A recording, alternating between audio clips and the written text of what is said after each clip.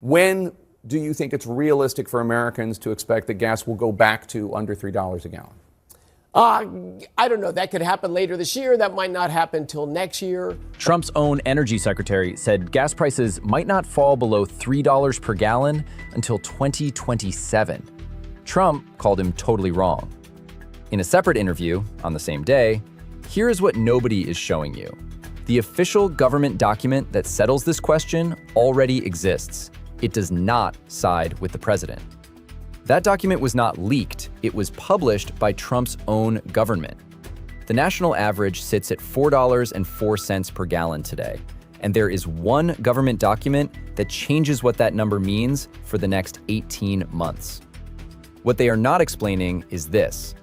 The record contains a specific number no one has put on screen. Follow the evidence. On Sunday, Energy Secretary Chris Wright appeared on CNN's State of the Union. He said gas prices had likely peaked. Then he was asked directly, when does America get under $3 again? Wright answered on camera, that could happen later this year. That might not happen until next year. But later this year, that might not happen till next year. But 24 hours later, Trump responded in an interview with The Hill. No, I think he is wrong on that. Totally wrong. One administration, two completely opposite statements. On the one economic number every American feels every single day. But the contradiction between Trump and his own secretary is not even the sharpest edge of this story. What comes next is. The U.S. Energy Information Administration is the official federal body that forecasts American energy prices. It reports to the Department of Energy, which means it reports to Chris Wright. Before the war began, in January, the EIA forecast gas at $2.95 per gallon for 2027. That was the official government number. Last week, the EIA issued a revised projection. The new official figure?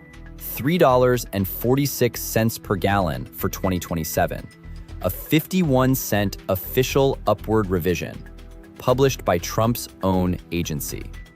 While the president was publicly telling Americans prices would fall as soon as this ends, here is the number that changes what all of that means.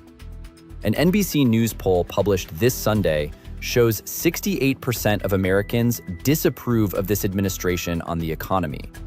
November's midterm elections are 7 months away. The EIA's revised forecast covers all of 2027. This morning, Iran's foreign ministry confirmed it has no plans to attend peace talks in Pakistan. The ceasefire ends Wednesday evening, Washington time. Trump told Bloomberg today that a further extension is, in his own words, highly unlikely. U.S. Central Command confirmed the USS Spruance fired on and seized an Iranian cargo ship in the Gulf of Oman. Iran called it a ceasefire violation and warned retaliation is coming.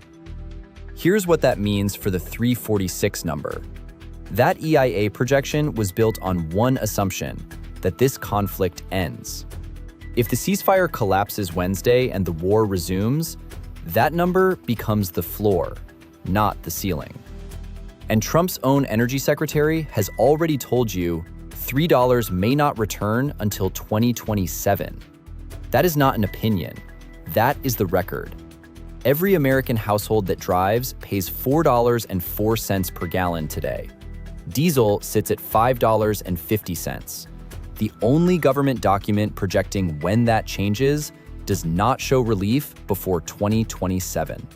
But the gas price itself is not the real story. What matters is what comes next, and the one deadline that determines whether that number gets significantly worse before November. This administration has consistently issued public statements ahead of its own agency's data. When the Iran war began on February the 28th, the White House said disruptions would be brief. The EIA was revising its projections upward at the same time. The gap between the public statement and the official document is now 51 cents per gallon and 18 months of time. The question nobody is asking is this. If the EIA had already revised these numbers upward, who inside this administration saw that document?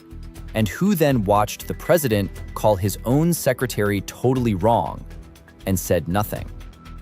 Here is what comes next, and the specific deadline that determines which number every American carries into November. Wednesday evening, Washington time. That is when the ceasefire holds or collapses. Iran has not confirmed it will attend talks. Trump has called an extension highly unlikely. Watch two things. First, crude oil prices. Brent crude has already climbed above $96 per barrel this week.